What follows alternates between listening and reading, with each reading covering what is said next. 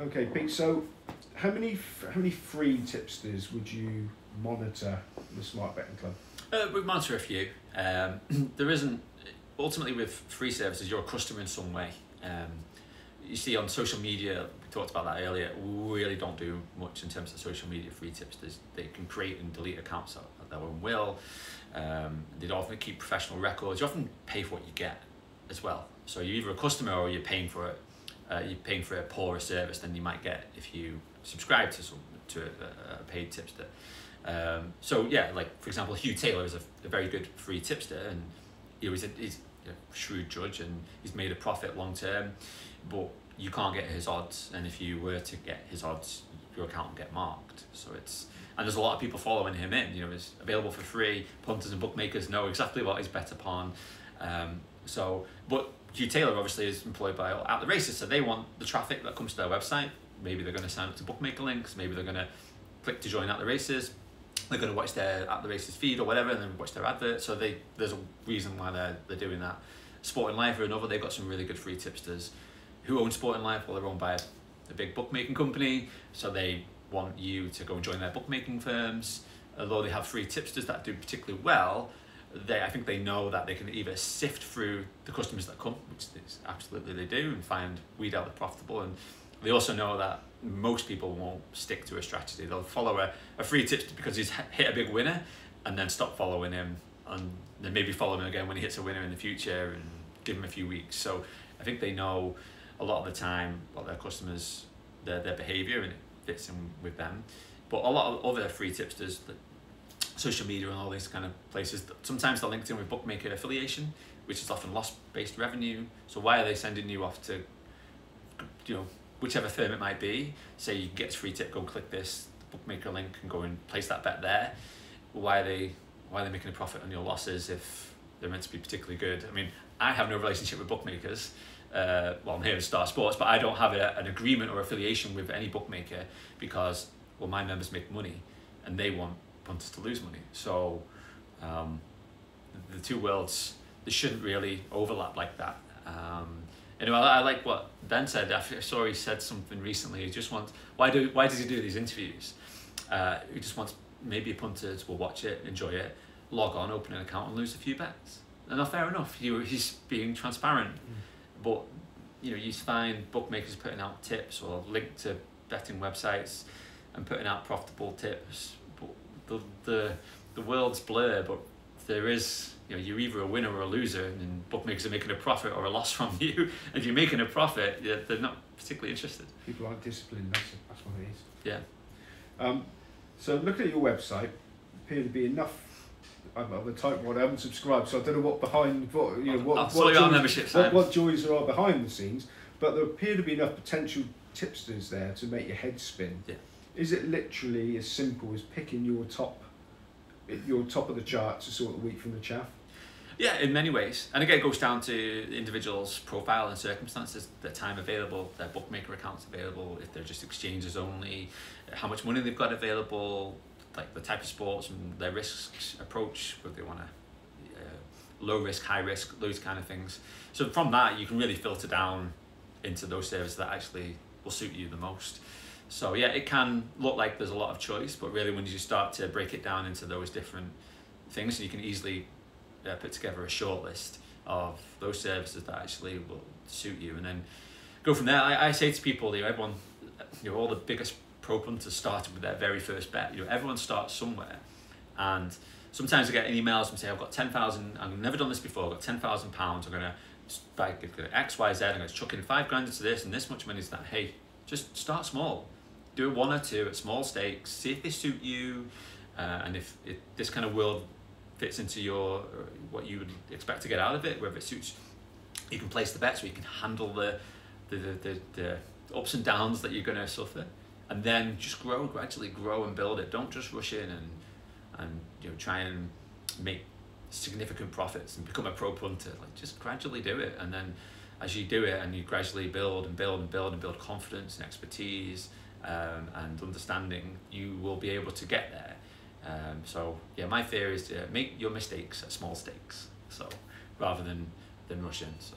So it sounds like you'd recommend the educational part of your website before anybody gets involved in actually betting. Well, yeah, start betting, but just read all of that and get a feel for what sports you like, what type of approach you like. You know, what day of the week you like. Do you like to bet every day? Do you like to bet only a couple of days a week? Do you like to bet a lot of bets? Because the more bets you can place, I do a lot of volume betting. So if I can do it, like, the more bets I can place, the better. Because I know, like, if I charge through volume, I can build bank growth and it will smooth out the ride. But some people, that's because I've got the time available to do that or the resources available. Some people don't have that. So it's really just fitting in with what suits them. And it depends on whether you want to bet for fun or you want to bet to make a profit, because the two things are often a bit separate. You know, if you're interested in betting for fun, there's all kinds of places and bookmakers that will avail you with that. But if you want to bet seriously, then yeah, read the educational material and build up slowly and build up methodically and get a bit of a business plan if you like. Okay, you mentioned before you pay for what you get. Is that right? When it comes, you know, if somebody's charging £1,000 a month or something, but I'm assuming they don't. But you know, but you know, is that so? Can somebody even just go to the most expensive and think that's the best? Yeah. I mean, that's something we look at, the price of a particular tipster. Sometimes someone might come in with a good service and be charging premium prices, and we'll mark them down because they actually perform worse than much cheaper services. So I'll have that. Sometimes I have that difficult conversation, and they say, "Well, why have you only given us this particular rating?" We'll say, "Well, you're not actually as good as you think you are, and you're more expensive than many other people." So the price of a service is important. You have to be able to make a profit with a reasonable sized bank over and above that, with an average profit over a normal year to make that worthwhile. So yeah, if someone's charging significant outlandish sums, they better be good. But generally you don't get much more than, you know, let's say £97 a month, and often they'll do tiered prices if you join for longer, and those guys might be because they are particularly profitable and they can charge that price, or they've got a limited membership number to protect the prices. So there's always some kind of reason, but cost is a really important factor. Okay, do you have to pull it up to monitor them, or do they let you monitor it for nothing, or you know? Yeah, I mean, back when we started, it was a case of just joining and building up the reputation. They think, oh, you just want a freebie, and they get a lot of freebie hunters. These services, oh, I just want a trial. So nowadays, no, I can say, well, look, we're not interested in just a trial. I can show you our reviews, I can explain on the phone, I can give you all the information that you need. Most of the time people come and if they've not heard of us, once they've read the information, they're kind of satisfied that we're not just trying to take advantage and trying to get a freebie. I was like, I'm not going to follow you, don't worry. I don't know if you're any good yet. You know, once I know you are good, I might have that conversation and say, how can I join or what can I do? But I'm not just going to follow somebody because he says he's good and comes off the street, even if he is charged £100 a month. It's a good way of sorting out the dodge pots, because they wouldn't want you to do it anyway, would they? Yeah, well, you don't. You do find people are a little bit resistant, and what they've got to hide. Because we don't really do reviews of bad services but scams, because often there's no real upside to it. Yeah. You tell someone it's a scam, that's it. But you tell someone it's a good service, that might be something that you can track for a long time. It'd be really useful. But yeah, like, it's a good warning sign if somebody, can't at least have an email conversation or is willing to read a document that you might send.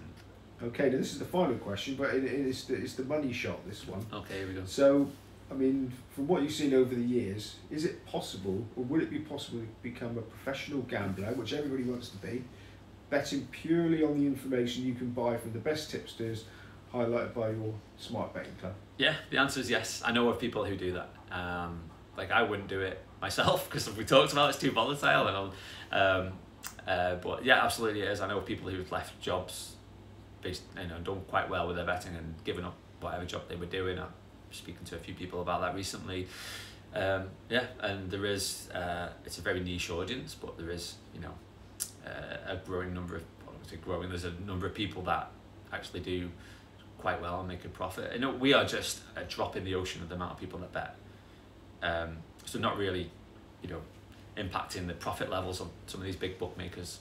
So there's lots of opportunities and ways to get going and make a long-term profit. And some people do take that jump and give up what they trained for or what their career might be to do this.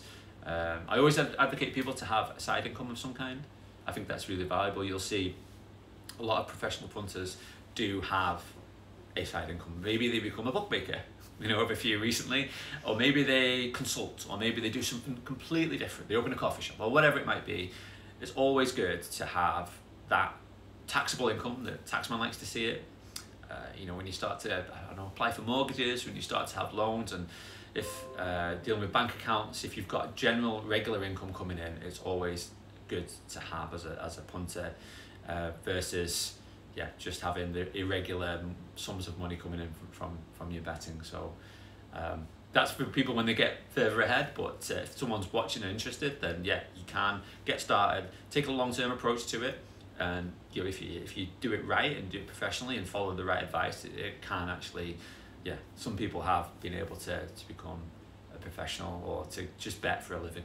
Okay, that's that opens up a whole new lot of things. So then, can they ring up and say, Pete, look, you know, can you give me a bit of advice about getting on? Can you give me advice about that? Is that sort of service offered to people that really want to take it that seriously? Well, I do. Yeah, I don't generally publish that kind of information because it's all very much individual, and it depends on the circumstances. But I do regularly get emails from people and I give them advice and talk about using runners, or talk about how to scale up, or how to deal with. We've done some stuff on bookmaker disputes, and that's another issue at the moment. It's worth highlighting because I've done some work on it, and it's, you know, as a punter, when you get to a certain scale, it becomes a big issue. The winning is the easy part. You getting your bets on is one part, which is difficult, and the other one is getting paid. So they're all things that I do try and help people, and I've had people help me, and I try to learn on how to navigate these problems. When you start to bet to scale, that's something that you expect. It's part of the game. You're going to have these issues. No one expects bookmakers to just roll over and take your money and pay out and, you know, just provide you a living. You have to, it's an arms race at times, or it's just a game where you've got to make sure you can get your bets on and get paid and win. So they're the type of things that, when you get to a certain level, you do have to counter. But whether it be stuff like that, or whether it be more entry level things, all the time people email me, and I try and give them whatever advice I can give them, point them in the right direction. Okay, so Smart Betting Club's it for the foreseeable, or have you got something else on the horizon? No, I keep doing the Smart Betting Club. There's lots more really good tipsters and strategies that are coming out. We're seeing more and more these days, which the interface is very customizable and unique. So it's not so much they supply tips to you, like here's back this horse in this race, they send that at 10 o'clock, or it's like you log in and use the tool or a service or a strategy that updates, and you work out what's available to you based on your accounts and what you like to bet on. So you see more and more of that kind of thing.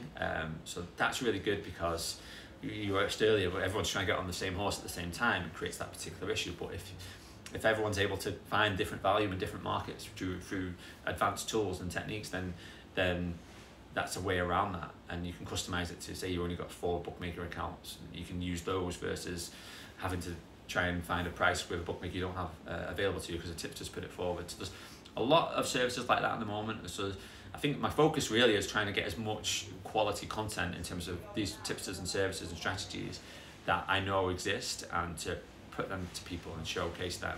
It's a fair bit of work to do each review because we don't shortcut them, because if you do some shortcuts you might miss something. So that's the plan, to continue to build and supply as much to investigate some of these really good services. Okay, and the website is? smartbettingclub.com. Brilliant. Pete Lee, thank you very much. Thank you.